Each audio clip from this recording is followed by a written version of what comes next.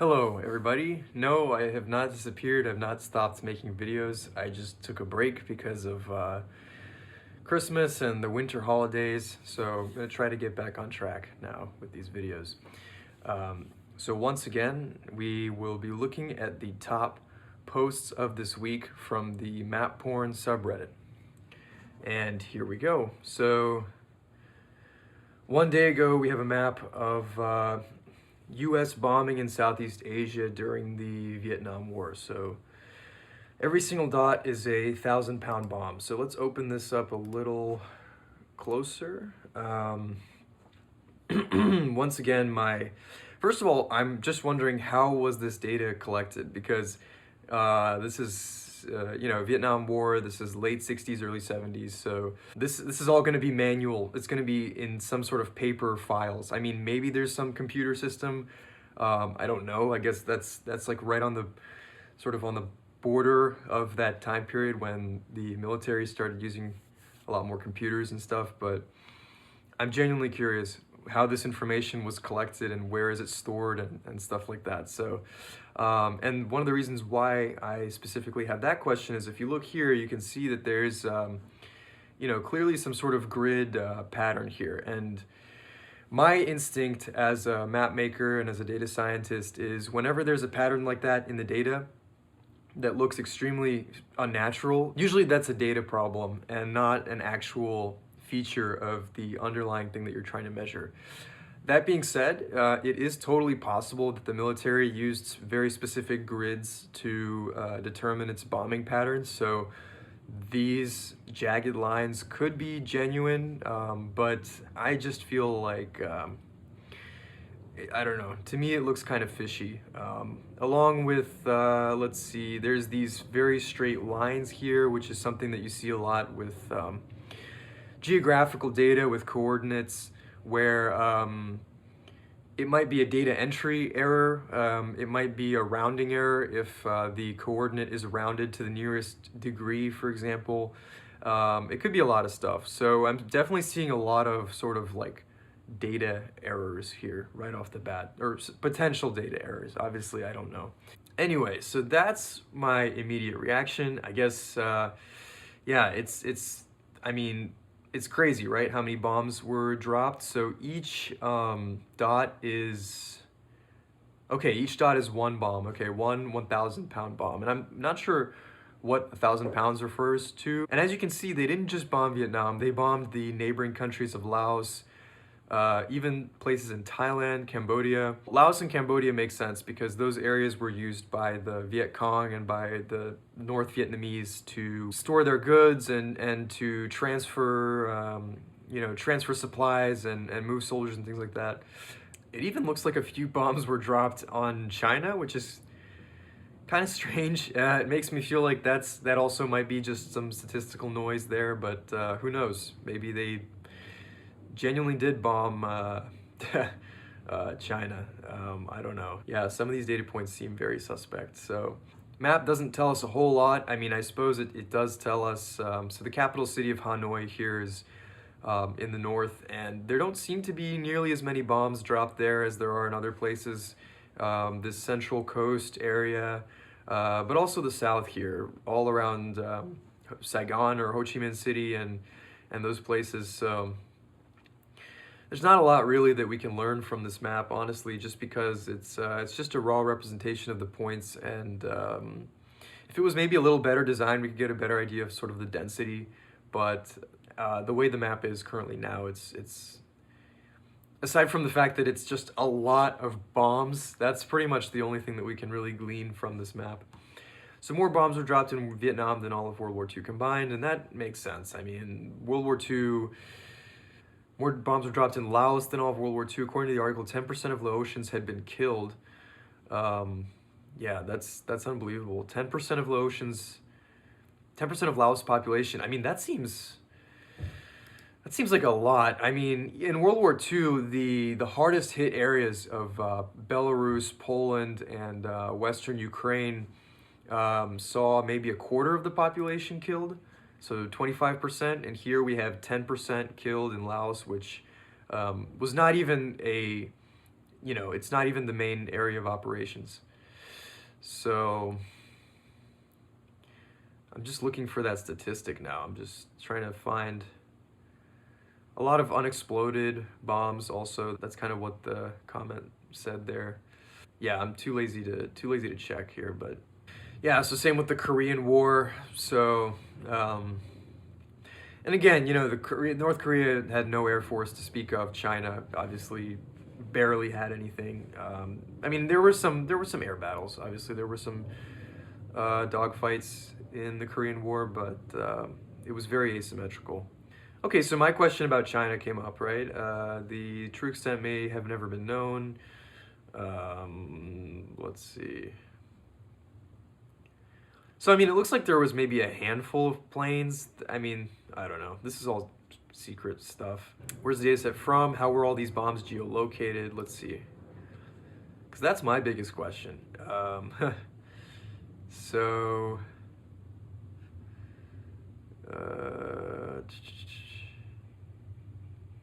partially scraped from declassified U.S. mission reports filed after the mission with intelligence analysts. A ton of human error due to clerical errors and computer scanning errors. Okay, so I guess that makes sense. Close enough for government work. Yeah, I've heard that a lot. All right, so the next map is birthplaces of the 100 fastest 10,000 meter runners of all time, and it's pretty much all in Kenya and some in Ethiopia here, Eritrea. And there's a handful of flukes just in the US, Canada, and a couple in Morocco, actually, which is interesting. So let me just immediately open the comments because I want to actually make sure I know what we're talking about here. Obviously, I've definitely heard about this phenomenon. I think it's even in, I want to say like some Malcolm Gladwell book or something. I'm sure there's something in that. All the ones in Kenya are from the same mountain tribe. I mean, okay, yeah, so this looks like a pretty comprehensive answer. So genetics, yeah, I mean, I'm not a runner. I don't know what goes into good running. I know that calves are important, and Europeans have big sort of calves, and that's a disadvantage for running and for sprinting because this big thing that's on the bottom of your leg, you have to sort of carry it, you know, it's added weight essentially. If you look at actually pretty much all Africans, even like Indians, but I'm guessing especially whatever this tribe is, they probably have like very slim calves, and that probably helps them a lot with running. I'm sure there's like some like trade-off, you know, maybe it makes other things harder for them, but yeah, just things like calves, things like it looks like yeah, so lankier build, thinner build with lighter ankles, feet, smaller torsos. Yeah, you're just shaving off like body weight, you're shaving off things that are gonna use more energy. And this is 10,000 meters, which is, it's not quite a marathon, but it's a longer distance. It's no longer considered sprinting, it's like a longer distance running because yeah, sprinters look like bodybuilders. I mean, if you look at Usain Bolt, although they say Usain Bolt is like on steroids and stuff, but because Usain Bolt, oh man, I gotta find this graphic, but he's like the only one out of the top 10 100 meter races of all time who didn't to get like test positive for steroids or something. So he's probably also taking them, but he's just such a superstar that they can't disqualify him. Anyway, he does look like a bodybuilder. You know, he's very kind of built, very pumped up, as opposed to like these guys that win all the marathons. They have a very different physique. Yeah, and they live at high altitudes. That's the thing. So the Western Kenya, I don't know why it says Eastern. I think they meant to say Western Kenya is at a higher altitude, so there's less oxygen, obviously. So that helps a lot with efficiently transporting oxygen while you're running at long distances. So, and actually the same thing with Morocco. Maybe, I don't know how old. My thinking is that maybe these people that were born in Morocco, these are older record holders before the Africans came in. And in Morocco also there's some higher altitude areas where if you grew up there or if you train there, it'll definitely help you with your blood oxygen. Support. Distance running is a serious cultural identity and taken on as a sport by many children growing up. Yeah, that makes sense. So if your area is known for producing distance runners, then there's going to be a culture around it, and it's going to encourage more talented kids to participate in it, which is huge. I'm sure it's a compounding thing. So in the beginning, maybe there were some Kenyans or some Ethiopians who were really good runners, and they became famous, and then that probably motivated other people in their area. Okay, so I think that covers that. How major sports teams divide the United States? So this is like conferences, I guess, or something like that. Yeah, I mean the NBA East versus West conference, and then the NFL is kind of weird. They have like, this is probably what the Cowboys, and that's probably it, I guess. This is like a Voronoi diagram. So they just plot a bunch of points and take the geometry that's closest. So, because I don't think there's any other NFL teams inside this, and then Miami Dolphins. Let's see. Yeah, I mean, and it's done for like commercial reasons. It's done for, I just know that the Cowboys have a substantial fan base kind of everywhere, kind of like the New York Yankees for baseball. So NHL is kind of interesting. There's this metro region that's kind of like, you could call it mid-Atlantic or something. I'm not totally sure. Yeah, so see, this is interesting. So the Cowboys, Eagles, Giants, and Washington are legitimate division rivals with a long history. To remove Dallas from that division would be tough for fans of those teams to swallow. So, like, yeah, there's more concerns here than just pure geography, right? I'm guessing the Eastern Conference probably existed maybe before the Southern one was split off, and they just decided to keep the Cowboys in there. It all comes down to money, really, at the end of the day, but like less cynically, you know, whatever the fans like is going to generate more revenue. So if the fans enjoy the Cowboys rivalry with the other teams, then they're just going to continue having that. So the NBA makes no sense. Minnesota's in the West. The big rivalry between Minnesota versus Wisconsin, Chicago, Indiana, and Detroit is completely neutered as they only play each other twice a year. Anyway, this is kind of, to be honest, this is not my area of expertise, so I can only say a few things on that, but it's interesting. So let's keep going. Comparing the latitude of North America and Europe. I feel like I've seen this before somewhere. I have definitely seen this. This is an old map, so I've seen it, but I think in our previous videos, we might have gone over North American cities superimposed onto Europe by latitude and vice versa. So again, the point here is that Europe is actually extremely warm given its latitude. So if you slide it over, it's mostly Canada, northern United States, like southern France is the same level as Massachusetts, but we perceive southern France as like a much warmer place. And the reason for that, of course, is the Gulf Stream, blah, blah, blah. So we already know all this. So yeah, I don't want to spend too much time on this. We kind of already know about this. All the countries that have gained independence from Great Britain. This map is such a mess that I don't even want to spend time looking at it, but I think I have to, so. Screw it. This is such a disaster. Maps that should be lists, right? I'm sure let's check out or maybe not, I don't know. It's just one of those maps that really does not,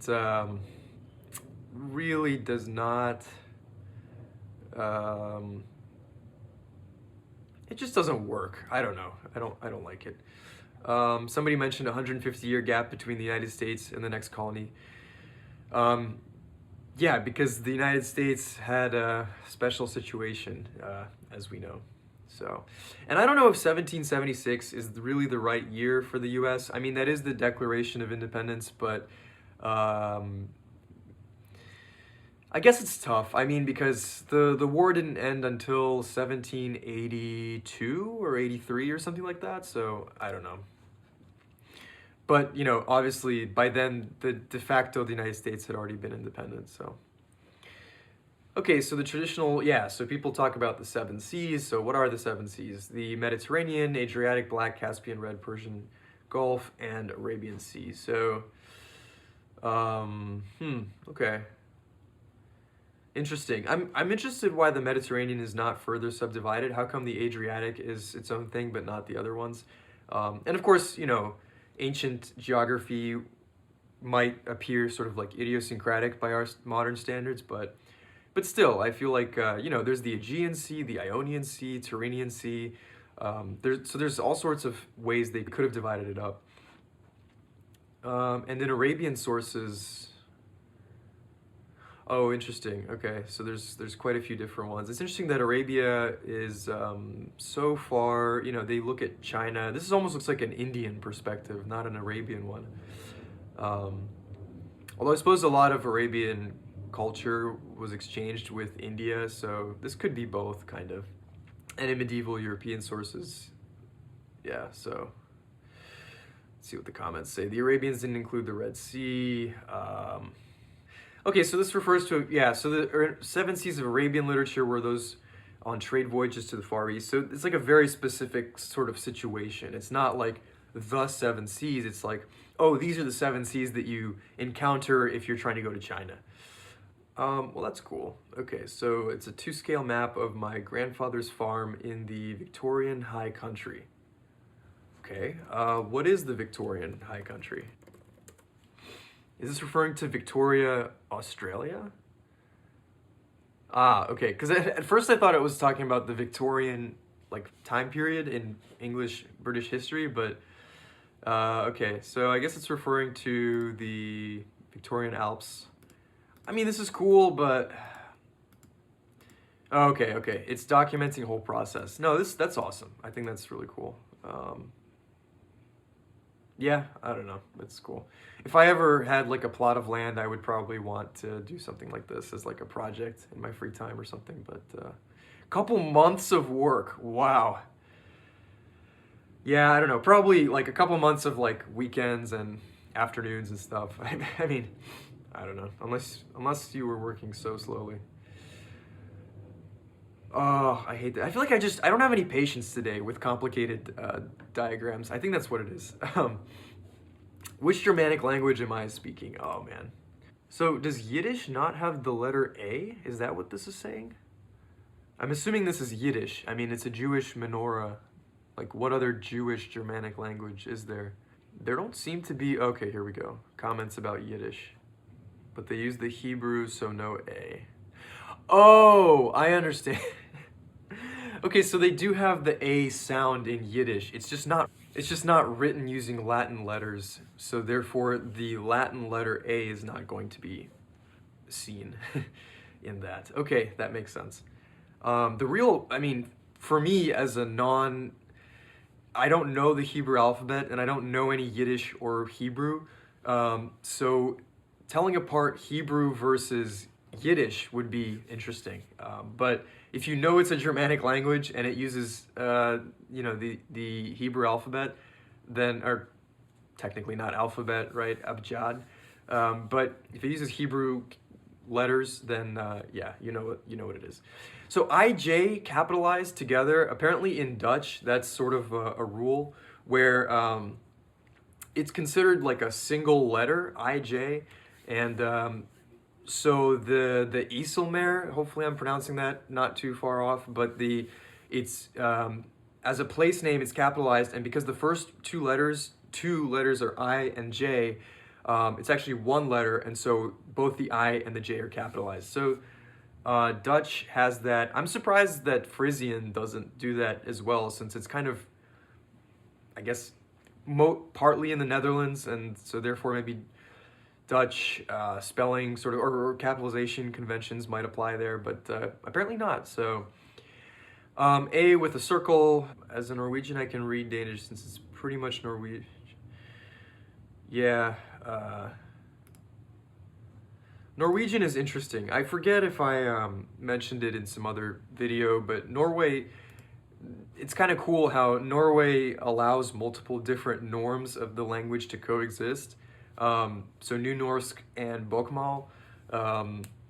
New Norsk, I think, is more popular in the western parts of the country, and Bokmål is more popular in the east and in sort of Oslo, the capital, and stuff like that. And Bokmål is based upon written Danish, but it's pronounced it's pronounced fairly differently from Danish, but as that user was saying, Danish people can read Norwegian and vice versa. But as someone I've watched some of those echolinguist videos where people of different who speak different languages try to communicate using only their native language, and in the Scandinavian videos, you can tell that they kind of, instead of speaking pure Norwegian, the Norwegian guy would kind of like dumb it down or like pronounce it more closely to how it's written. The point is the pronunciation has really diverged between Danish, Swedish, and Norwegian, especially Danish. I feel like when I listen to Danish, I don't see any relationship between the sounds that are spoken and the letters. So yeah, Danish really diverged out there. But the spelling is pretty similar. So if you write something in Norwegian or Swedish or Danish, but especially Norwegian and Danish, there's going to be a lot of mutual intelligibility. I suppose English is pretty bad with phonetics, and so is French. It's because the writing system was kind of implemented in English. It was sort of right around Shakespeare's time, and in French it was possibly even earlier than that. So like maybe the 1300s. So the spelling is frozen as the pronunciation. The spelling is frozen to how the pronunciation was back when the spelling rules were determined, and since then it hasn't changed. So English spelling has not changed a whole lot pretty much since Shakespeare, even though the pronunciation for a lot of words has, like, words like through, TROUGH, things like that. So a W with an umlaut. I don't know what language that is. Is that Low German or something? Or High German? I don't know. Because it looks like Swiss German also has it. The SZ is only present in German, not in Swiss German, which is interesting. I believe in Swiss German they just write 2-letter S's. And I always thought it was a B when I encountered German when I was growing up, but apparently it's pronounced as an S.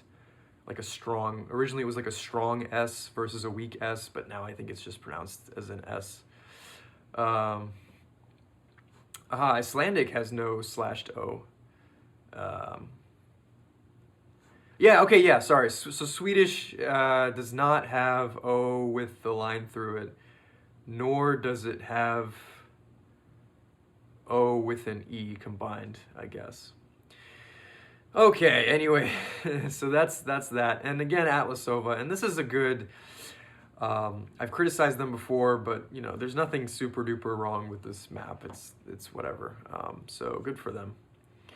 Sovereign states of confusion. These are maps of several of the world's countries. Your mission is to identify each of them. That's extremely easy. So this is Japan, this is France. This is Japan rotated. I can immediately tell what country it is, but I can't tell you if it's clockwise or counterclockwise. So rotated clockwise a bunch, like this. This is France, also rotated clockwise. This is Brazil, also rotated the same degrees. This looks like Vatican City, squished a little bit, or I don't know, and also rotated. This is Egypt, rotated counterclockwise by about a quarter turn. This is the United States, rotated, I don't know, like 270 degrees clockwise. This is Chile, pretty much not rotated. Mexico, not rotated. Italy, flipped, or not flipped, but rotated counterclockwise. This is Chad, not rotated at all. This is, this kind of looks like like Manhattan plus Brooklyn or something, but it's actually Lithuania, rotated counterclockwise, about 70 degrees. New Zealand, rotated counterclockwise, 90 degrees or more slightly. India, slightly rotated. Greece, pretty much upside down. Russia, this isn't rotated actually. Russia is just mirrored left to right. This is Australia, mirrored left to right and rotated slightly. So not too hard, honestly. It's not so much about the shape itself, it's about the details on the shapes. And if you know the details, especially for the larger countries, such as Russia, you see the Arctic coastline, you see the Pacific, you see the southern Russia, and it looks like they even have Crimea here, Kaliningrad. Australia, you can look at all the little details of the coastline. Trying to think of what are the harder ones. Lithuania is probably hard if you don't know kind of Again, the details there, but you see the Baltic coastline and the so you know if you know if you know the sum of the little details, it doesn't matter if it's like rotated or not. It's like if you had an English word and you just rotated it and asked somebody to read it. It might take them a little longer, but they'll still be able to read it because you don't read words, based on the absolute shape. You read it based on all the details of how you're. I don't know. That's how my brain works. Anyway, the most consumed type of meat in European countries. Okay, so beef, pork, chicken, or no data. Okay. Well, I mean, it's interesting that chicken. So obviously, beef is the most expensive, followed by pork, followed by chicken. So it's not surprising to me that lower income countries are more favorable towards chicken. However, it looks like the UK seems to like chicken compared to pork. Yeah, beef is very rare. I mean, Albania, I'm surprised beef. So it's a Muslim country, so you're not going to have pork there. Same with Turkey, same with Bosnia and Herzegovina, actually. There's a substantial amount of Muslims in Bosnia, so it's going to be either chicken or beef, and because beef is expensive, it's going to be chicken. That's pretty much the logic there. Same with Turkey, and I don't know, Ukraine is pretty much the poorest country in Europe after maybe Moldova. So it could be an income effect there. In Russia's poorer than Western and Central European countries, but it's not that poor. But there also is a substantial amount of people in Russia who just don't eat pork, who are Muslim. So that could have an effect there. So really the UK and Iceland is kind of what's interesting to me is why do they seem to prefer chicken? I'm trying to think. I mean, beef, because Iceland has a climate that might not be very favorable for large-scale agriculture. So maybe beef is just prohibitively expensive in Iceland. The UK does like their chicken tikka masala, so it could just be a cultural thing. I don't know.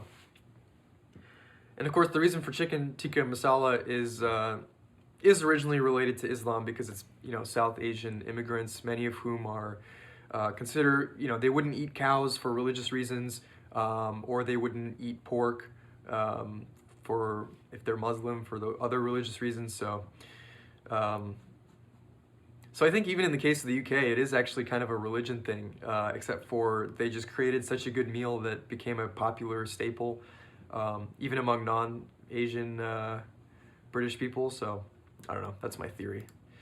Suppose I should probably look it up and just see what the comments say in case I could be wrong on some of these. Okay, this is weird. Albanians with their big beefy diets. Yeah, Muslims, so no pork presumably. The real surprise for Albania is why not chicken, right? Because if they're Muslim, they're gonna have either, they're not gonna have pork, but beef is expensive. So let's see, okay. Man, so many bad, MapPorn has so many bad jokes. It's crazy. I swear, these are like kids. These must be like 10-year-old kids or something. Maybe I used to think it was funny like 20 years ago or something, or whatever, 10 years ago. Okay, Vatican should be human because body of Christ. Yeah, these jokes are terrible. Turkey loves chicken because people can't afford beef. Yeah, same in Russia. Yeah, beef is pretty expensive in Russia because of transportation reasons, basically.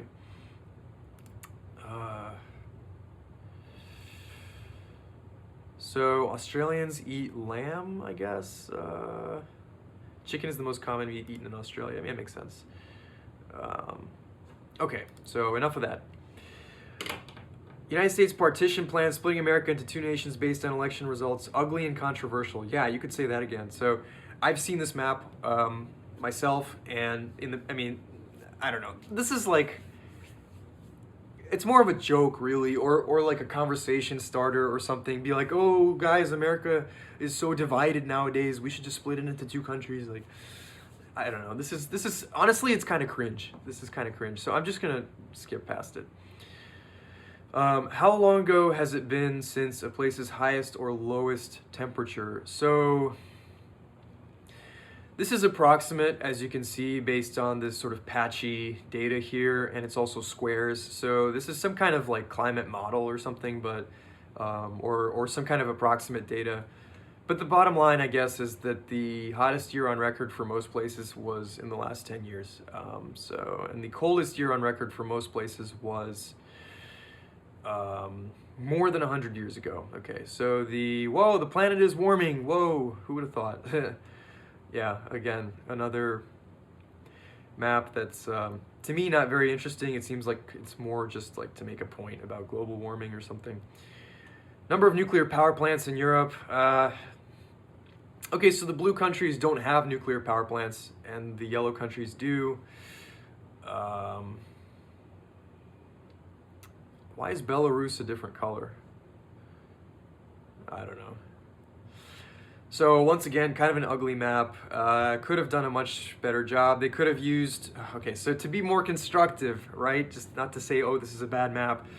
To be constructive, what they could have done is they could have put symbols. So for example, 1 dot for each nuclear reactor. They could have actually mapped out the nuclear reactors and actually put a symbol geographically where each reactor is. For Russia, obviously that won't work because most of Russia is not on the map. But you know, since it's nuclear power plants in Europe, actually, I don't know if Russia has 38 in Europe or just 38 in its entire territory. So yeah, anyway, this map could have definitely been done better. But in terms of things that we can say about the data, I don't know. France, you know, is very famous for, the reason France has so many nuclear power plants is because they wanted to have energy independence pretty much. And so I forget if it was Charles de Gaulle or if it was some other president who just decided we're going to do nuclear power because, you know, we don't want to rely on anybody else for electricity, basically. Yeah, so France still has a ton of nuclear power plants.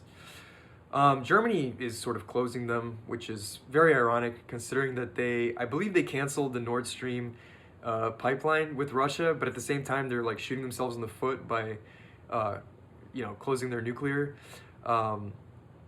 So yeah, so I don't know. And of course, it's gonna be mostly coal energy that's gonna replace this lost nuclear power. Since they canceled Nord Stream, they're gonna have to either buy more expensive gas or use like electric technology, and the electricity obviously is gonna come from coal. So yeah, I don't know what the political, like logically, I think nuclear power is kind of a good idea, but at the same time, I mean, it's true. We don't really know what to do with the nuclear waste, and well, the accidents can get pretty bad. Anyway, safety technology has advanced, and so potentially the accidents are not that bad. I don't know. I'm not an expert on this. Okay, last one. Kangaroos versus people. So most Australian states have more kangaroos than people. So 3 million versus 2 point. So Western Australia, it's pretty even actually. Northern Territories, it's twice as many roughly. Queensland, way more kangaroo. Well, 20. So it looks like most kangaroos do live in Queensland and New South Wales here. And despite the fact that New South Wales has so many people, compared to other Australian states, it's the kangaroos still win. So, and Tasmania hardly has any kangaroos, and Victoria, it seems, has a good amount, but there's far more people. There's 2 million kangaroos and 666, oh gosh, million people. So, all right, I'm gonna end the video after this, but I just wanna quickly, in my perspective, it's the kangaroos that own the Australian people, yeah, blah, blah, blah. Surprisingly few kangaroos in Western Australia. Yeah, it's interesting. I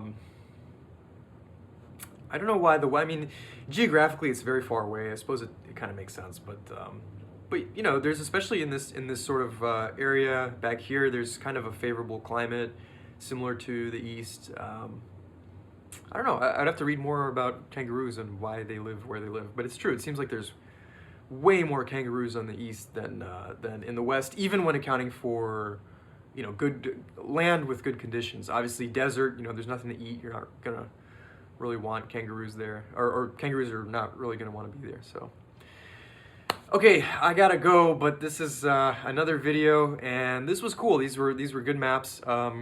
Like I said, I'm gonna try to get back on track and try to record stuff now that the break is over. So do not despair. Stay tuned for future videos.